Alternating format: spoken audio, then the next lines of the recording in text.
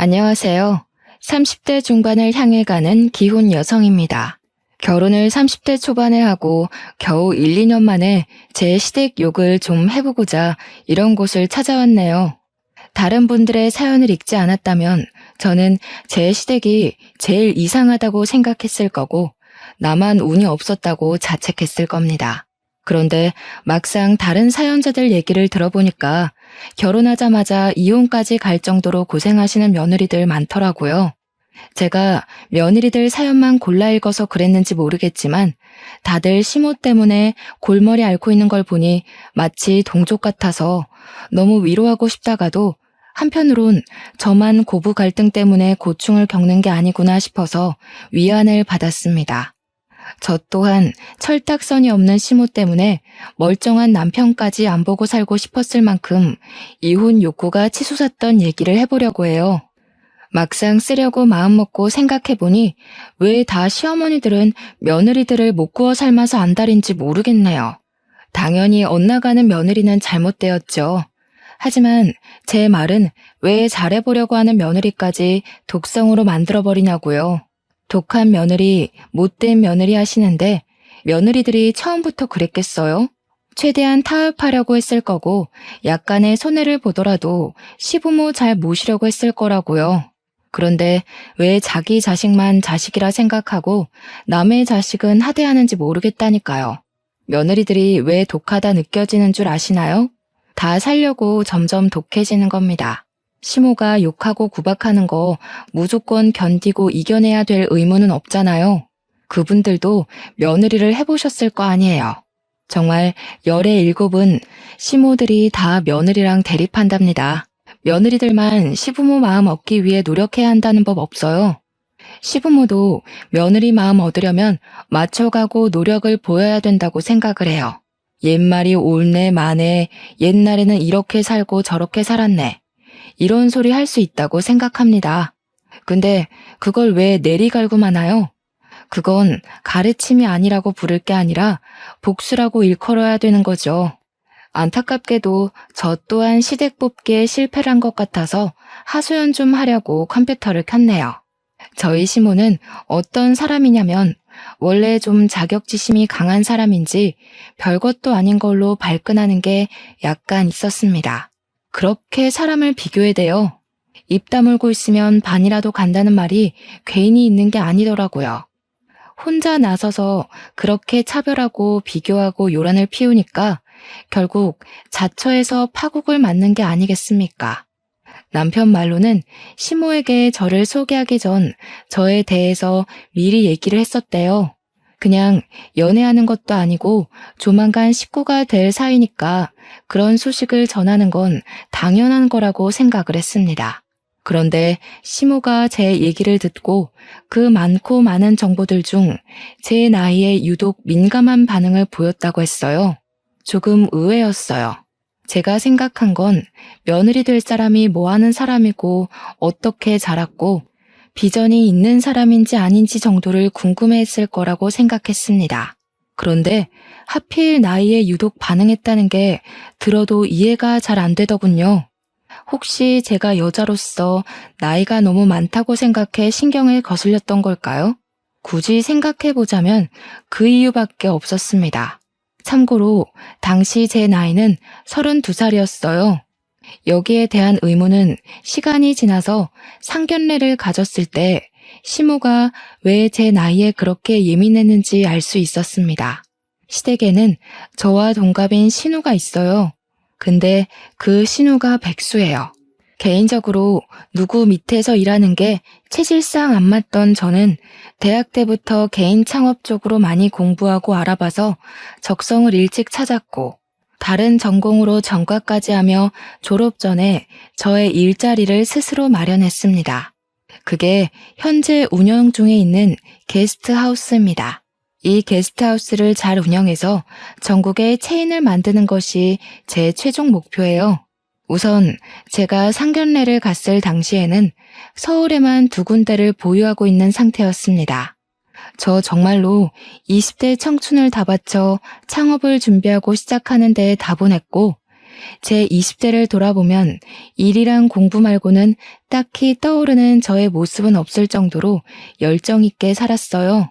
그래서 당연히 남들 친구랑 여행 가고 애인 사귀고 그런 풋풋한 추억은 제게 없습니다. 늘 긴 머리를 동여매고 안경만 끼고 다니면서 책이랑 컴퓨터랑만 놀았던 게 저예요. 학창 시절 친구 하나 없이 외로워서 어쩌냐고 묻는 사람도 있는데 주위를 보면 학교 친구란 이유로 점점 안 맞는 인연을 길게 끌고 가는 게 마냥 좋은 건 아니던데요. 제가 좋은 사람이고 성실하기만 하다면 좋은 친구들은 언제든지 주위에 생길 거라고 그렇게만 생각하며 살았어요. 그러니 어느 정도 제 사업체가 마련이 되고 여유가 생기니까 자연스레 남자친구도 만들 수 있게 된 거 아니겠습니까? 제가 남편을 31살에 만났는데요. 저희는 1년 정도 만나고 결혼을 약속하게 되었습니다. 20대 청춘을 모두 창업하는 데만 열정을 쏟은 제 사정을 남편은 엄청 자랑스러워했어요. 그래서 시모한테도 그렇게 저를 소개했다고 합니다. 그 때문인지 시모가 상견례 자리에서 저를 칭찬해 주었는데요. 분명 표정이나 말투는 칭찬이 맞는데 곰곰이 생각해보면 칭찬 같지 않은 뭔가의 기운이 느껴지더라고요. 따님이 참 대단한 것 같아요. 요즘 애들은 다 의지박약이라서 어린 나이에 오너 자리 서기 쉽지 않은데 어쩜 그리 독하게 성공을 했대요? 따님이 고집 좀 있는 편인가 봐요. 이건 칭찬일까요, 욕일까요? 솔직히 듣는 사람 입장에 따라 다르겠지만 일단 제 기분은 그다지 개운하진 않았어요. 시모는 한두 번도 아니고 상견례 내내 저런 식으로 저를 왕창 칭찬해주다가 마지막에 김 빠지는 소리를 꼭 보태었습니다. 그러면서 자기 딸인 신우에 대한 얘기도 굳이 갖다 붙이며 말했어요. 우리 효연이는 똑똑한 의대생이라서 내년에 졸업만 하면 유능한 의사가 될 애예요. 제 딴에는 그냥 내 자식 잘 먹고 잘 사는 것만 바라는데 애가 공부 욕심이 또 있더라고요. 누굴 닮아서 저렇게 기특한 짓만 하는 건지. 우리 딸애가 학교 다니면 그렇게 상을 받아오던데 의사 될 사람들이 학교 생활에 성실했다지요? 신우는 당시 백수이긴 해도 의대생이었습니다. 신우 나이가 저랑 동갑이라 했으니 32살이었죠. 그런데 아직도 학교를 졸업 못하고 의대생으로 있다는 겁니다. 뭐 사정이 있어서 휴학을 했다든지 늦게 입학했다든지 그럴 수는 있겠죠. 하지만 시모가 그렇게 학교 시절부터 의사 체질인 것 같다고 의사를 꿈꾸네라고 자랑을 할 거면 저랑 동갑인 나이에 의대생일 게 아니라 전문의 한 자리는 앉아 있어야 되는 거 아닙니까? 그것에 대한 후일담은 나중에 남편한테 물어봐서 듣게 된 건데요. 신우가 무슨 사정이 있는 건 절대 아니었고 그냥 단지 2년째 의사 국가고시를 떨어지고만 있다 하더라고요. 뭐 시무가 자랑하는 것만큼 신우가 의사 체질 같지는 않은데 원래 부모에게 자식 자랑은 나라 불문하고 공통점이니까 이해를 해줬어요. 다만 저랑 제 친정 부모가 궁금했던 건 신우 얘기가 아니라 저랑 결혼하게 될 남편의 얘기입니다. 그런데 상견례 진행하는 동안 주고받은 대화는 남편 얘기보다 온통 신우 자랑 얘기로 가득했어요. 시무가 분명 남편도 사랑하는 게 보이지만 너무 지나치게 신우를 감싸고 도니 처음에는 아들보다 딸을 더 좋아하시는구나 그렇게만 생각해야 했습니다. 그 와중에 시무가 신우에 대해 시끄럽게 떠들 때마다 신우는 아무 반응도 없이 식사만 했어요. 가끔씩 저와 신우 눈이 마주치곤 했는데 그럴 때마다 잽싸게 피해버리고 말더군요. 그게 낯을 가려서 그런 건지 기가 죽어서 그런 건지는 모르겠어요. 일단 제가 보기에 신우는 시모가 자신을 칭찬하고 치켜세우는 걸 그다지 달가워하지 않는 것 같았습니다. 그때부터 저는 결혼 생활을 하면서도 계속 그런 느낌을 받았어요. 본격적으로 이 집안 사람들의 식구가 되고 나니 시모와 신우 관계가 좀 더 잘 보이더라고요. 시모가 은근히 자기 딸이 기죽을까봐 억지로 내세우고 최고라고 부담 주는 게 눈에 보였습니다. 물론 남의 집 사정인데 제가 궁금해해서 뭐 하겠습니까? 문제는 시모가 그렇게 신우 자랑을 할 때마다 꼭 저를 끼워 넣는다는 겁니다. 시모는 상견례 때 제 칭찬을 남발하다가도 은근히 의사 될 신우보다 제가 못난 사람이라는 걸 엄청 주절거렸다고 했잖아요. 제 개인적으로는 안 하느니만 못한 칭찬을 한다는 건 상대방을 견제할 때나 쓰는 화법이라고 생각하거든요. 그래서 상견례 때도 이 사람이 나를 견제하나 싶은 생각을 살짝 했었습니다. 그런데 제가 결혼을 하고 나서부터 그런 심오의 견제를 더 노골적으로 느꼈다는 거예요. 어느 날이었어요. 저는 오너이다 보니까 출근이 자유로운 편입니다. 그래서 늦잠을 자기도 하고 아침에 일어나더라도 개인 시간을 많이 보낸 뒤에 오후쯤에나 집을 나서요. 그걸 남편은 당연히 알고 있고 시댁에서도 제가 결혼하기 전에 말씀드렸기 때문에 모르지 않습니다. 그랬더니 제가 집에 있는 시간을 용케 이용해서 한날 시모가 아침 대바람부터 찾아왔더라고요. 일단 연락이 없이 왔다는 게 좀 그랬는데 제가 더 당혹스러웠던 건 시모가 달고 온 신우의 존재를 봤기 때문입니다. 어머님? 연락도 없이 어쩐 일로 오셨어요? 바쁜 아가씨까지 데리고. 오실 거면 연락이라도 주시죠. 그랬으면 아침 준비라도 했을 텐데요. 할 말 있으니까 왔지. 내가 어디 심심해서 왔겠니? 난 남의 집 밥은 잘 안 먹는다. 커피나 한 잔 타와 봐라. 아침에 안 마시고 왔더니 기운이 영 없네. 아니 대체 이렇게 큰 건물에 왜 엘리베이터가 없는 거야? 그렇게 비싼 집이라고 떵떵거리더니 순뻥 아니야? 네, 저희 집 건물은 말 그대로 엘리베이터가 없습니다. 저랑 남편은 생활 운동을 좋아해서 일부러 아파트를 안 가고 5층 빌라를 선택했어요. 그래도 나름 집값은 높은 63평 고급 빌라입니다. 엘리베이터가 없다고 구시렁 많이 대시는데 그래봤자 겨우 3층이에요. 시모야 늙었으니까 골골댈 수밖에 없겠죠. 그렇다고 저희가 시모 기준 맞춰서 집을 구할 건 아니잖아요. 어쨌든 그렇게 우리 집을 갖고 욕을 하고 굳이 다리 아파하면서 여기까지 온 이유가 뭐냐면요. 이번에 무슨 하우스? 게스트하우스라고 했나? 그래, 그거 3개 준비 들어갔다면서? 아들한테 들었다. 그거 하면 돈이 그렇게 많이 되니? 그럼요. 요즘 관광객이 많으니까요. 게다가 코로나도 많이 잠잠해졌잖아요. 항공편도 거의 풀리고 날씨도 사계절 상관없이 화창한 날이 많고요. 관광객도 폭발적이고 놀러 다니는 사람도 엄청 쏟아지고 있어요. 방이 모자라서 예약도 다 못 받는다니까요. 그래? 그렇다면 여유 좀 많겠구나. 그럼 우리 효연이 학원 하나만 끊어줘라. 그 대신 내가 반찬 같은 건 만들어다 줄게. 너희들 맞벌이 하면 밥도 옳게 못 먹고 다닐 거 아니니? 우리의 의사 되면 너한테 다 갚아줄 거니까 투자한다고 생각해라. 시무가 찾아온 목적을 듣는데 저한테 돈 맡겨놓은 줄 알았습니다. 황당해서 선뜻 대답을 안 하고 신우랑 시무를 번갈아 봤어요. 그러니 그 옆에 잠자코 있던 신우가 말없이 제 앞으로 전단지 하나를 내밀더군요. 보니까 의사 국가시험을 위한 입시학원 홍보물이더라고요. 아, 그러니까 지금 이거 좀 저렴하게 표현해보자면 저한테 삥 뜯는 거잖아요. 신우 뜻도 잘 알겠고 시모가 뭘 원하는지도 충분히 알아들었습니다. 하지만 그걸 제가 왜 해줘야 되는지는 끝까지 이해하지 못했어요. 이렇게 뻔뻔한 사람들도 사실 처음 봤고요.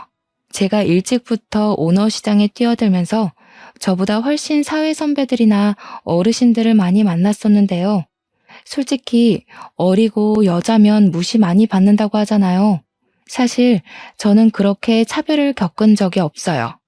제가 잘했기 때문인지 운 좋게 좋은 사람들만 제 곁에 엮여 있었던 건지는 모르겠네요. 여기서 분명히 말씀드리고 싶은 거는 시모같이 뻔뻔하고 염치 없게 부탁하는 사람은 처음 봤다는 거예요. 제 평소 성격은 상대에게 나쁘고 차갑게 말하질 못하는 타입입니다. 그래서 언성 높이는 사람들과는 말다툼이 나기 전에 바로 손절해버리거나 만약 안 볼 수 없는 사이라면 제 입장을 또렷하고 얌전하게 그리고 최대한 웃으면서 풀어나가려는 사람이에요. 어머님이랑 아가씨 말씀 뭔지 알아들었어요. 돈이 필요하시다는 거잖아요. 그런데 아무리 생각해도 그 돈을 왜 제가 해줘야 하는지 잘 모르겠어요. 저는 이해가 안 되는 일이면 쓸데없는 짓이라고 봐서요. 혹시 제가 납득할 만한 이유가 있을까요? 쓸데없는? 아니, 이유가 뭐가 필요하니? 너도 이제 우리 식구잖아. 식구가 왜 있는 거겠어? 서로 도움되고 도움 주라고 있는 게 식구 아니겠니? 어머님, 그건 잘못된 생각이에요. 그런 건 식구라기보단 사업 파트너라고 보는 게 맞죠. 그리고 저처럼 피 안 섞이는 가족일수록 그런 돈 얘기는 조심하는 것도 맞고요. 죄송해요, 어머님. 제 입장에서는 별로 납득이 안 되는 이유네요. 아가씨 문제는 해결 못 해드릴 것 같은데 어쩌죠? 시무 입장에서는 제가 바로 수락이라도 해줄 줄 알았나 봐요. 그러니까 당당하게 신우까지 데려와서 통보를 한 것일 텐데 제가 막상 단호하게 거절하니 얼마나 당황했겠습니까? 아마 남편한테 제가 착하고 참하다는 걸 미리 들은 데다가 평소에도 제가 웬만하면 시무한테 네네 했기 때문에 만만하다고 생각한 것 같아요. 속으로 호구 며느리 잡았다고 이기적인 마음을 키워가고 있었나 봅니다. 제가 단칼에 거절하자 신우조차 얼굴을 시뻘겋게 열올리며 시무한테 역정을 냈습니다. 아이씨, 쪽팔려. 그러게 내가 안 될 거라고 그랬잖아. 뭐 대단한 계획처럼 나 데려오더니 겨우 올케한테 돈 뜯는 거였어? 됐어. 나 먼저 갈 거야. 신우는 시무한테만 원망 섞인 소리를 치곤 먼저 집을 나가버렸어요. 상황이 본인 흘러가는 대로 안 가자 시무 또한 벌떡 일어났고 신우를 뒤쫓아서 나가려다가 뒤를 돌아 저한테 한마디 던졌습니다. 너 우리 딸 아직 공부 중이라고 무시하지 마라.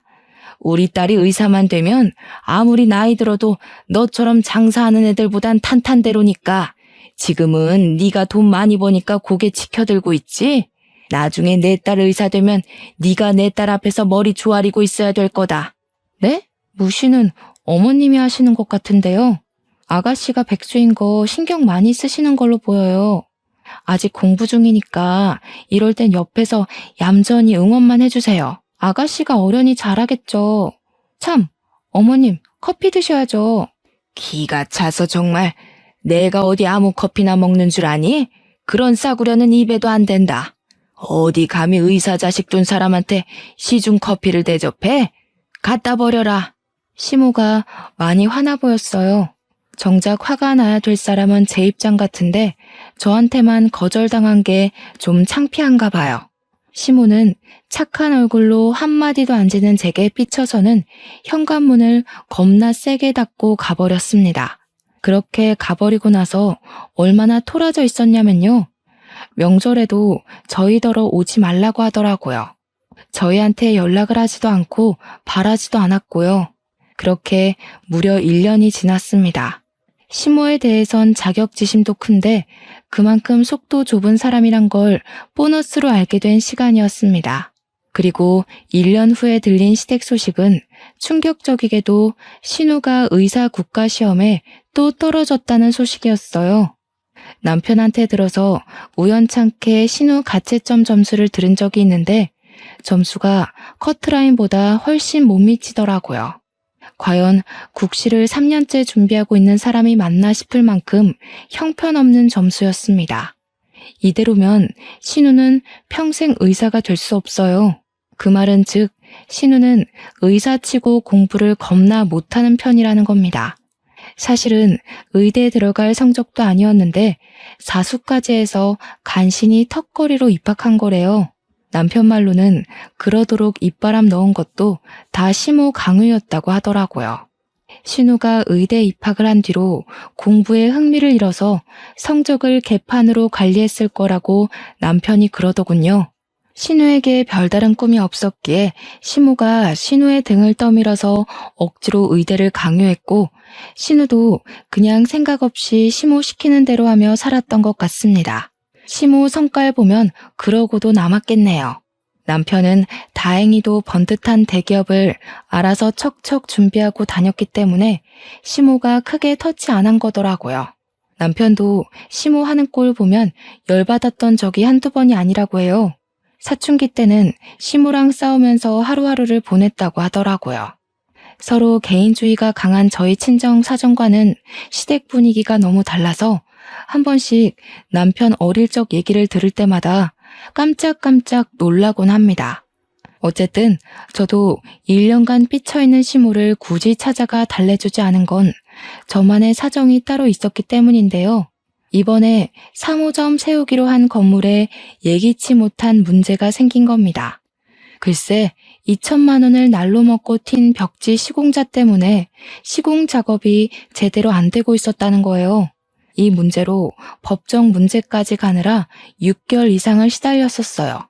어쨌든 겨우 수소문에 믿을 만한 벽지 시공자까지 찾고 계약을 하느라 근 1년을 생고생했습니다.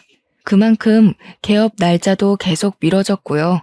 그 당시에는 정말 눈코 뜰 새 없이 바쁜 나날을 보냈기에 한동안 집에도 남편보다 늦게 퇴근했습니다. 거의 자정 다 돼서 들어간 걸로 기억하고 있어요. 아무래도 늦게 들어와서 늦게 자니까 다음날 더 늦게 일어날 수밖에 없더라고요. 그래서 그날도 그랬어요. 1년이나 연락 없던 시모가 갑자기 언질도 없이 저희 집을 또 찾아온 그 섬뜩한 날이요. 기절하듯 자고 일어나서 겨우 안방 화장실에서 정돈하고 거실로 나갔더니 거기서 시모가 혼자 떡하니 집안을 돌아다니고 있더라고요. 너무 깜짝 놀라서 저도 모르게 어머 하고 소리를 질렀어요. 그러자 시모는 별로 놀라지도 않고 마치 집주인처럼 에헴거리더니 곧 새초롬한 얼굴로 와서 앉으라 명령조로 말을 했습니다. 너는 며느리라는 애가 어쩜 시댁 안부를 안 묻니? 내가 연락 안 한다고 너도 가만히 있으면 되겠어? 그런 건 옛날에도 도리가 아니었다. 어쨌든 내가 이런 소리나 하러 온 건 아니고 너 무슨 사기를 당했다면서? 그러게 마음을 곱게 썼어야지. 하늘이 두 눈 시퍼렇게 뜨고 있는 땅덩어리에서 그리 욕심을 부리면 쓰나? 제가 언제 욕심을 부렸는지 모르겠더군요. 시모는 여전히 1년 전 그때의 토라진 감정을 유지하고 계셨습니다. 정말 지독하게도 소심하지 않습니까? 제 사정은 아마 남편한테 전해 들었겠죠. 남편은 근근히 시모가 불러서 시댁에 다녀오곤 했거든요. 제 꼴 보기 싫어했다던 시모의 말을 남편이 전해주는 덕에 저는 전혀 시댁을 찾지 않았을 뿐이에요. 그런데 이제 와서 먼저 안 달래줬다고 투정을 부리니 제가 인사말에 철딱선이 없는 시모라고 소개한 데는 이런 이유도 포함입니다. 네, 저 사기당했어요. 그래서 좀 피곤하네요. 어머님, 도대체 그런 사람들은 왜 사는 거죠? 어떻게 직접 노력해서 돈 벌 생각은 안 하고 염치 없이 빈대처럼 남의 돈만 호시탐탐 노리는 걸까요? 그런 새끼들은 정말 나가 죽어야 하는 것 같아요. 세상에 공짜 돈 안 좋아하는 사람이 어딨어요? 누구나 쉽게 살고 싶지만 적어도 남의 돈 삥 뜯지는 말아야 되는 거잖아요. 안 그래요, 어머님? 제가 울상을 지으면서 그동안 사기 때문에 속상했던 마음을 토로하자 시모는 제가 하는 거친 말투에 좀 놀란 것 같았어요. 그리고 또 뭔가 찔리는 게 있어서 크게 당황하는 것도 같았고요. 당연히 제가 사기꾼들을 가장해 시모를 저격했던 말이니까 찔릴 수밖에 없겠죠. 제대로 먹힌 것 같아 그건 좀 통쾌했네요. 시모는 제가 대놓고 울먹이고 있으니 기가 찼는지 몇 번을 헛숨만 뱉다가 입을 뗐습니다. 뭐 대단한 오너인 척 하더니 너도 허술한 건 매한가지구나. 나이 좀 들더라도 차라리 제대로 준비해서 실수 없게 시작하는 게 낫지. 우리 효연이 봐라. 의사 공부 시작해서 아주 꼼꼼히 해내려고 학원까지 알아보고 다니잖니. 그러네요. 제가 오늘로써 더 제대로 정신 차렸어야 했는데 어머님은 좋으시겠어요? 의사 자식 둔 엄마 되실 거잖아요.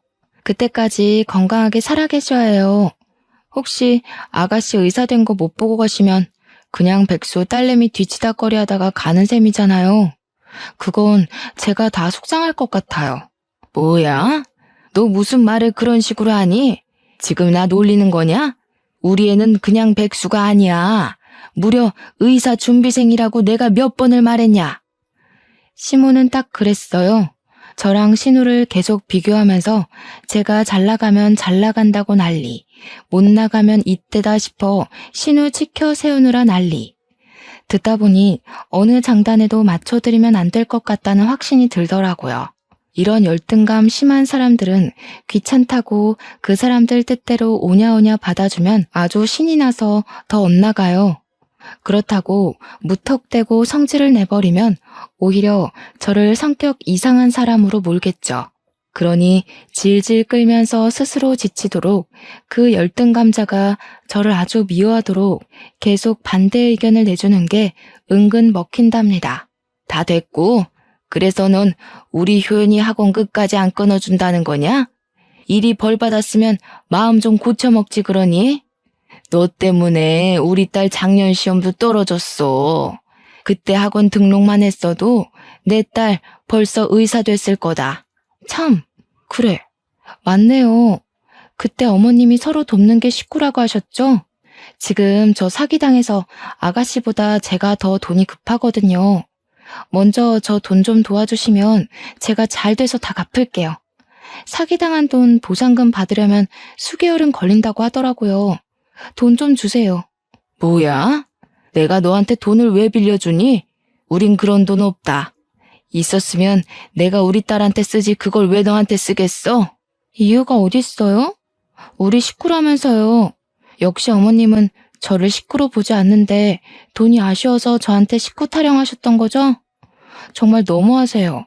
저는 어머님이 저를 호구로 보는 줄도 모르고서 어머님 잘 모시려고 했었는데 그럼 저도 아가씨 백수꼴 유지하는 거 지켜만 볼래요. 저도 애 낳아서 제 애한테 써야 되잖아요.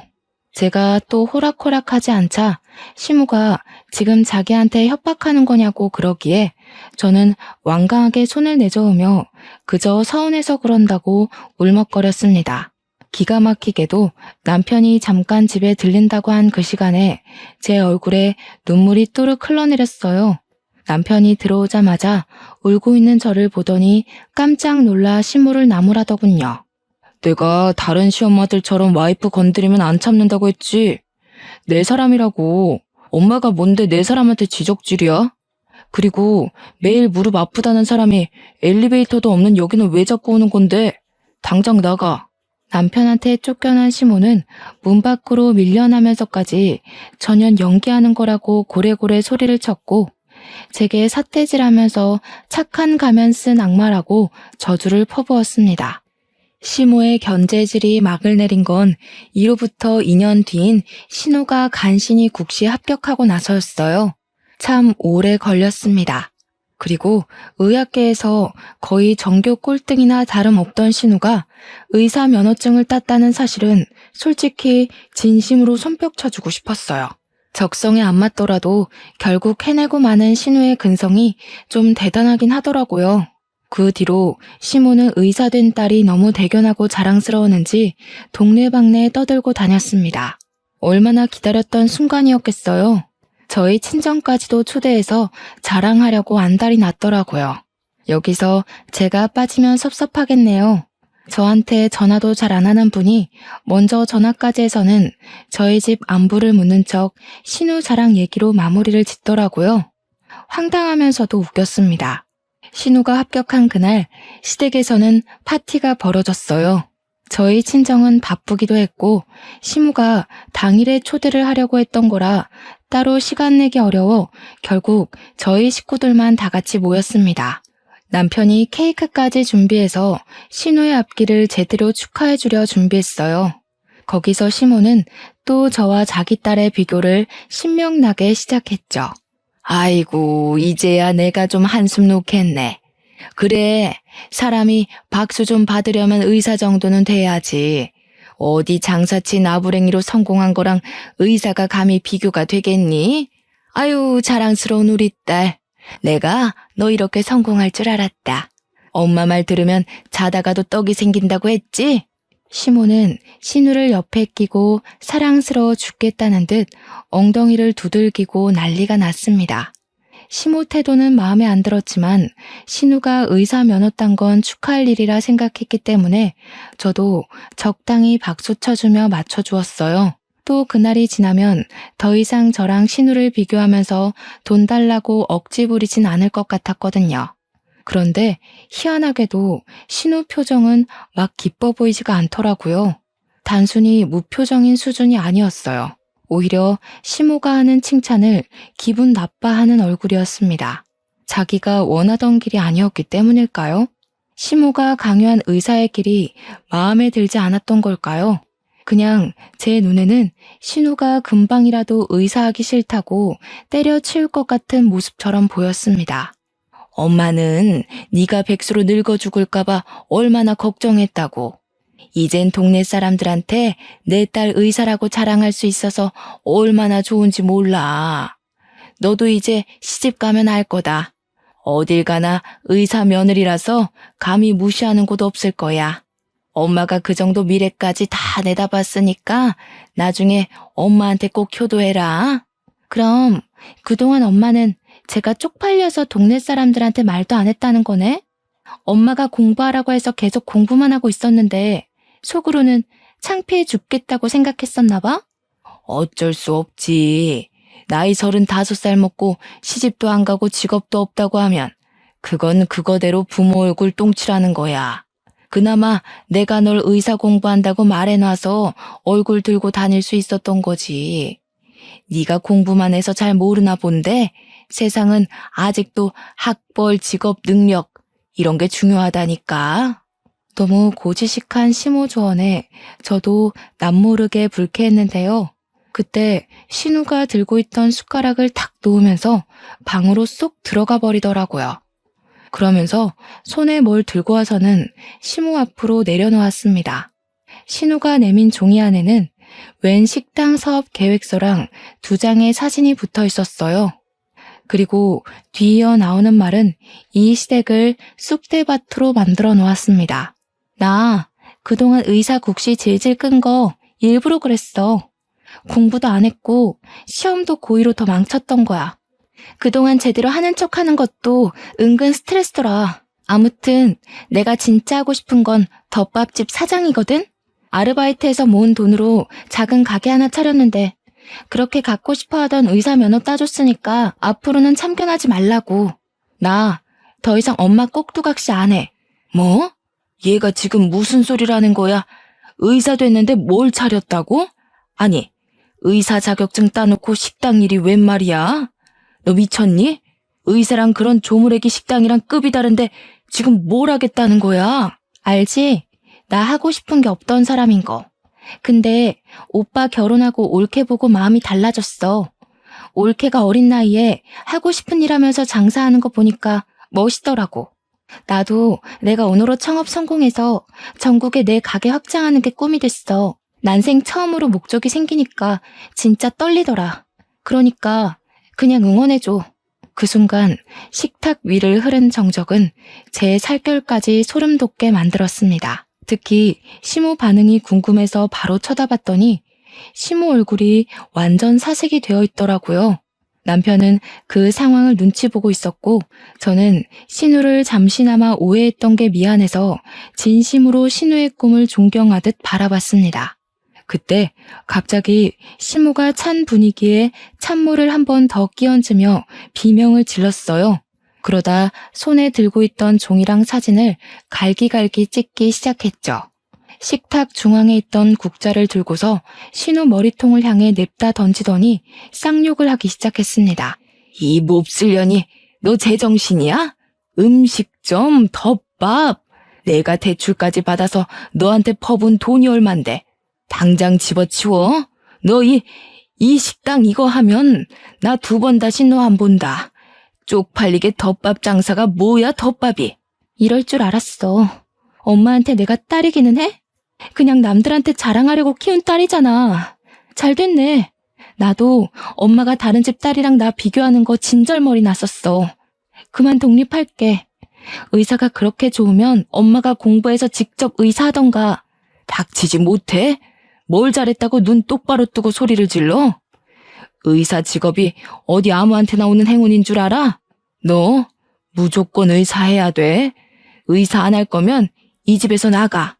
나가라고 친히 말해주니 고맙네. 엄마한테 유일하게 고마운 건 그게 다야. 그동안 나도 창업 자금 모으느라 엄마 이용하면서 숙식 좀 했어. 그래서 의사 면허 따준 거야. 엄마 비 다 맞춰줬으니까 이 이상은 엄마 욕심인 거 알지? 참, 그리고 올케 나보다 잘 나가고 똑똑한 거 맞아. 괜히 자격지심 갖고 며느리 하대하지나 마셔. 신우는 왜 자기까지 나서서 올케 기죽이는데 일조해야 되냐고 성질을 내면서 자기가 맞았던 국자를 들고는 시무 주변 언저리로 집어 던져버렸어요. 날아오는 국자를 피하면서 시무가 시겁해 비명을 질렀고 신우는 그대로 자리를 박차고 나가버렸습니다. 한꺼번에 닥친 분을 못 푼 시무가 신우에 대한 배신을 어쩌지 못하고 이젠 저에게 시비를 걸기 시작했는데요. 신우가 의사 안 하고 딴 생각한 게 저 때문이라며 무작정 따지는 거 아니겠습니까? 네가 얄궂은 그런 장사나 하면서 애 마음 어지럽혀 놓으니까 저 모양이 된 거잖아. 내 딸 인생 어떡할 거야? 우리 딸 의사로 안 살면 나 진짜 죽어. 너 그 일 당장 관둬라. 너 때문에 공부 잘만 하고 있던 애가 헷가닥 돌아버렸잖아. 어머님, 제발 사람 좀 되세요. 딸 왜 의사 시키려고요? 저한테 돈 구걸한 것처럼 딸한테도 빌붙으려고요? 딱 보니까 어머님은 죽을 때까지 대우 못 받을 팔자예요. 어쩌자고 사서 밉상짓을 골라 하세요? 안 그래도 인상이 불도구상이시라 좋진 않은데. 이게 정신 나갔나? 너 은근히 웃으면서 사람 엿먹이더라? 일부러 그러는 거지? 싹수 없는 것 같으니라고. 너까지 쫓겨나고 싶은 거냐? 우리 아들이랑 갈라서고 싶어? 사실 남편 때문에 어머님 횡포 참고 살았는데 계속 이런 꼴 보고 살아야 되는 거면 그냥 이혼해도 괜찮을 것 같네요. 여보, 어머님이 우리 이혼했으면 좋겠나 봐. 어떡할까? 우리 이혼할래? 남편은 밥상 위에 위험한 물건들이 또 날아다닐까 봐 그걸 치우고 있었는데요. 제 말을 듣고 주방에서 헐레벌떡 뛰어와서는 자기 엄마한테 쌍심지를 켰습니다. 저랑 이혼하기 싫은 남편의 마음이 아주 강력하게 시무를 공격하였어요. 내가 엄마 없인 살아도 우리 와이프 없인 못 살아. 나한텐 한 번도 엄마가 와이프보다 먼저였던 적 없어. 엄마 때문에 와이프 다치는 순간 나는 바로 엄마 손절할 거야. 그러니까 시엄마랍시고 내 와이프한테 별 시덥잖은 소리 해봐. 이제는 나도 안 참을 거야. 남편이랑 살면서 남편이 고래고래 소리 지르는 건 처음 봤습니다. 남편이 저만 두둔하며 시무를 외롭게 만들자 시무는 역시 또 삐쳐서는 더 이상 대응 안 하고 방으로 쏙 들어가 버렸어요. 그 와중에 저는 안녕히 주무세요 라고 인사는 남겨드렸네요. 나름 파티를 했던지라 식탁이 아주 어질러져 있었는데 시부가 시무를 뒤따라 들어가면서 우리더러 상은 내일 치우게 두고 그만 집에 가서 쉬라고 하더군요.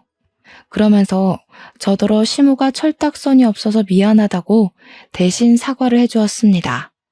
시부가 방문을 닫고 들어가자마자 시부의 큰 호통이 거실 밖까지 들렸는데요. 시모에게 제발 철 좀 들라고 나이가 몇 살인데 아직도 어른답지 못하냐면서 혼을 내고 있었습니다. 시모 때문에 자기까지도 우리 앞에서 얼굴 못 들겠다는 시부의 말은 어딘가 모르게 지친 목소리가 묻어났어요. 남편이 아주 어릴 때부터 시모 성깔에 진절머리 내며 지냈다면 시부는 남편과 신우보다 훨씬 더 질린 상태로 살았으니 사실 그럴 만도 하긴 해요. 어쨌든 그 뒤로 남편은 혹시나 제 입에서 이혼 소리 나올까봐 엄청 눈치 보며 자라고 있습니다. 사실 저는 남편이랑 결혼한 지 1년이 넘었는데도 싸운 적이 없어요.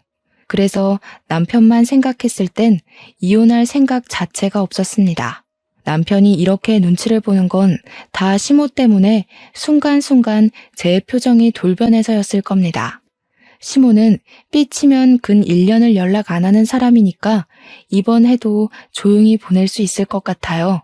본의 아니게 시댁을 뒤집어 엎어준 신우 덕분에 저까지 한 해 더 편하게 생겨 좋긴 합니다.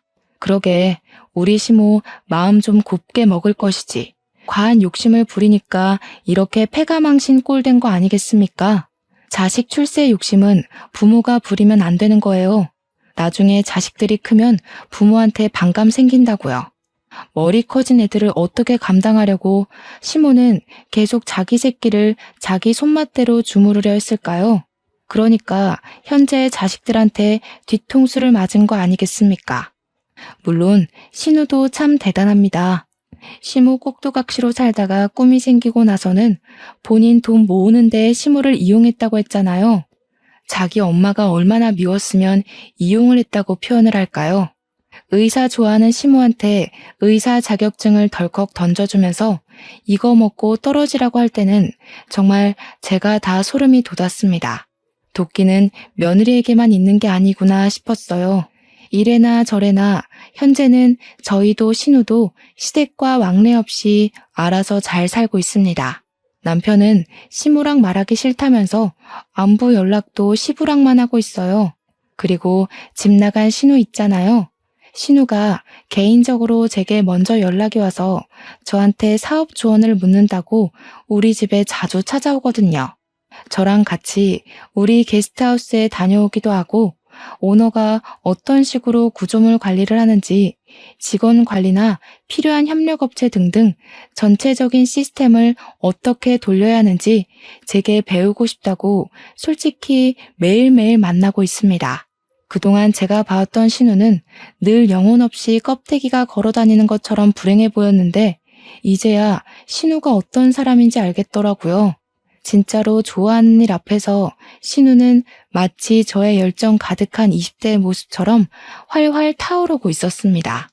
30대 중반에 그런 열의를 가지는 게 쉽지 않거든요. 신우 보니까 저도 옛날에 노력했던 시절이 마구마구 생각나면서 진심으로 신우가 잘 될 수 있도록 돕고 싶었어요. 제 본점 옆에 신우 덮밥집 자리를 하나 알아보고 있거든요. 저희 게스트하우스 이용하는 고객들을 대상으로 할인 이벤트를 진행하면서 사업 파트너도 되어볼까 싶습니다.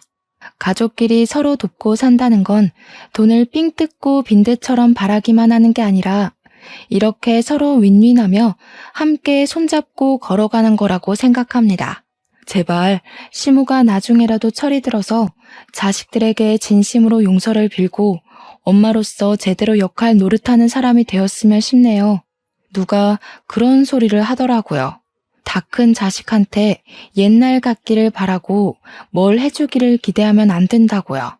자식은 부모의 소유물이 아니니 내 손으로 자식들이 독립할 수 있도록 키워만 놨다면 그건 자식에게 베풀 수 있는 것도 자식에게 받을 수 있는 것도 다 끝났다고 봐야 된대요. 그 이후부터는 자식들이 스스로 효도를 하면 되는 거고 사정이 있어서 얼굴 자주 못 보여주면 그냥 그런 대로 살아야 되는 거라고 하더라고요.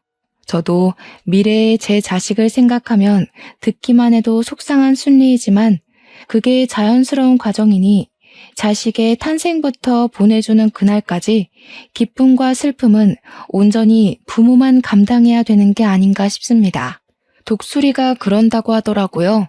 새끼들 품어놓고 날지 못하는 새끼새를 절벽 아래로 그냥 밀어버린다고요.